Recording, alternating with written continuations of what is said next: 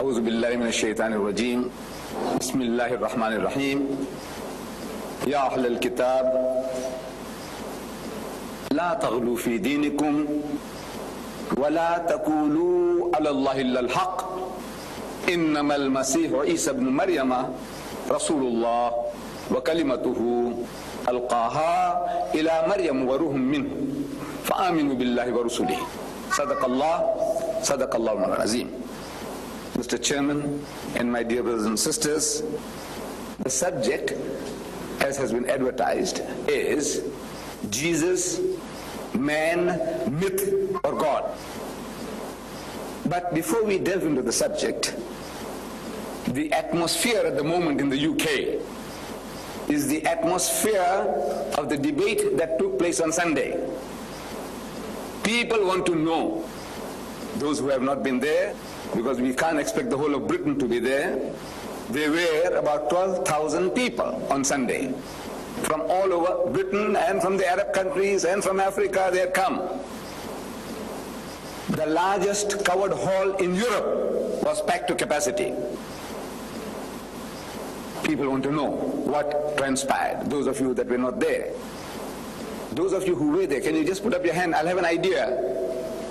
Oh, mashallah, mashallah. Almost 1/3 of my brothers and sisters were there.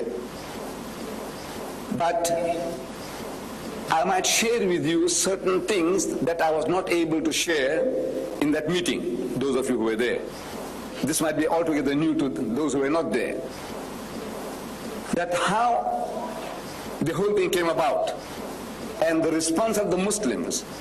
That the Muslims on this occasion, they seem to have been the liveliest of audiences that I have ever addressed. What made them so lively? Because usually the Muslims are very placid, quiet, calm. You know, even if it calls for an applause, you will find that they are like straight-jacketed. They won't utter a sound and they won't show any signs that they appreciate a point, generally. But on Sunday it was not so. Now I have been trying to analyze why all this extra spirit in the Muslim. I may be wrong. You might have better answers than what I'm going to give you this moment. You see, this gentleman happens to be an Arab. There's no doubt about that. He was born an Arab Christian. And he has been boasting that his people have been Christians before Islam. So it's not a conversion from Islam to Christianity. They were Christians and the Muslims came and overtook their lands. Most of these Arab countries were Christian lands. Egypt was Christian, Libya was Christian, Morocco was Christian, Syria was Christian, Lebanon was Christian, the whole of Palestine was Christian. When the Muslims came out of the desert fastness and they conquered these territories and the people accepted Islam. So these are the remnants that have been left behind. They are boasting today that there are 14 million Arab Christians, which the Muslim doesn't seem to realize. 14 million.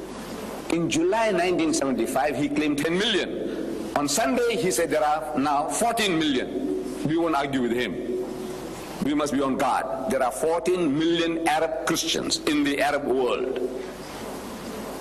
But this time, he came in the garb of an Arab. Previously, you might have seen, you saw him in the Royal Albert Hall. That's him. That's him. Then, when we had advertised previously his picture as an Arab, he took exception to that. He didn't want to be photographed like this. But this picture we got from his book, The Liberated Palestinian. We got it from here.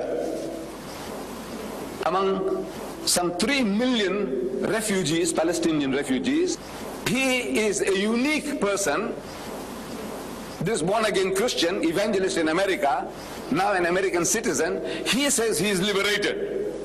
His people are in hell, but he is in heaven. He is liberated. And the irony of his book is that on the cover, he puts the Israeli Star of David.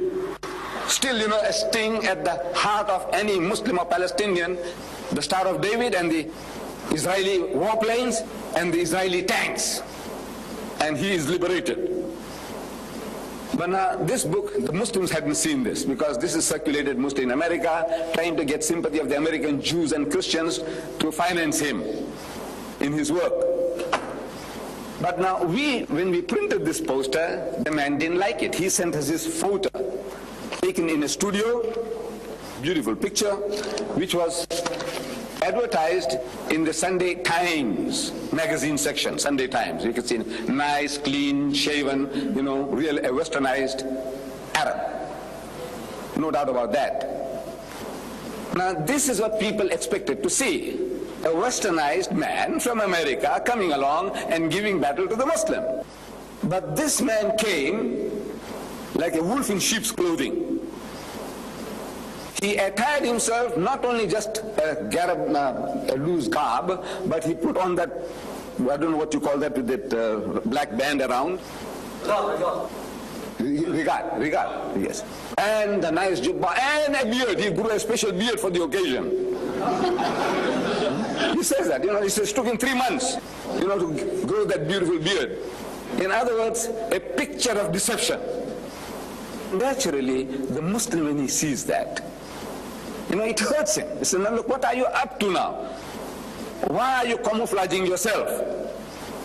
Then he thought he had one on us.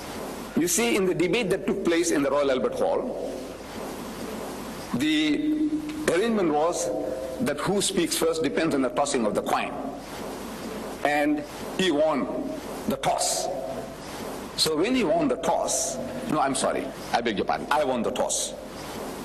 So I said, let him speak first. I had a reason. My reason was that, look, I don't know what he has got. So whatever he produces, I will be able to refute them. I'll have an hour to refute what he has already said. So I said, let him speak. But for this debate, I had made up my mind that whatever happens, I must speak first. That was the decision we had come to. But now how? If I win the toss, I choose myself to speak first. And if he loses, at the back of my mind, I said, this guy is a rebellious brawler. He's the one who wants to put up a fight. If there's no fight, he wants to put up a fight.